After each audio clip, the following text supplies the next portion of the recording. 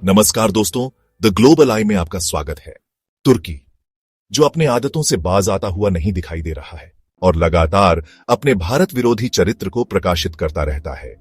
एक बार फिर तुर्की के राष्ट्रपति रेचेप तय्यप एर्दोगन ने संयुक्त राष्ट्र महासभा में कश्मीर का मुद्दा उठाया है। एर्दोगन ने अपने भाषण में कहा कि भारत और पाकिस्तान को आतंकवाद के खिलाफ मिलकर काम करना चाहिए। उन्होंने यह भी कहा कि कश्मीर समस्या का समाधान संयुक्त राष्ट्र के प्रस्तावों और कश्मीरियों के हित में बातचीत के जरिए ही होना चाहिए।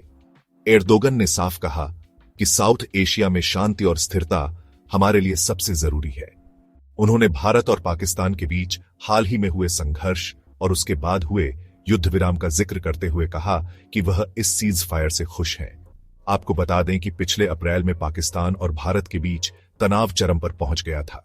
दरअसल 7 मई को भारत ने पहलगाम आतंकी हमले के बाद पाकिस्तान अधिकृत कश्मीर में आतंकियों के ठिकानों को निशाना बनाते हुए ऑपरेशन सिंदूर शुरू किया था। इस कार्रवाई के बाद दोनों देशों की सेनाओं के बीच 4 दिनों तक भीषण झड़प हुई।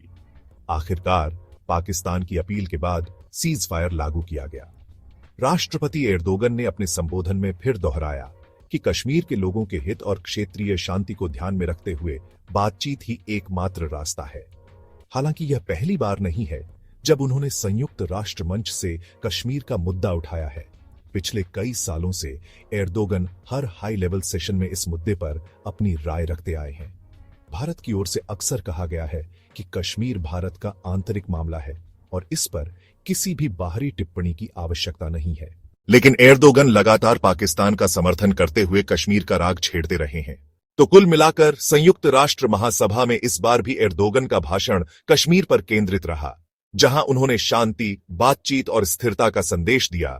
लेकिन भारत के लिए यह बयानबाजी कोई नई बात नहीं है और एर्दोगन कुछ देशों का खलीफा बनने के चक्कर में बार बार यह भूल जाते हैं कि पाकिस्तान एक आतंक परस्त देश है जिससे बात करना नामुमकिन है, क्योंकि पाकिस्तान एक दिखावेपन का लोकतांत्रिक देश है और सरकार के हर फैसले पर सेना का वर्चस्व होता है।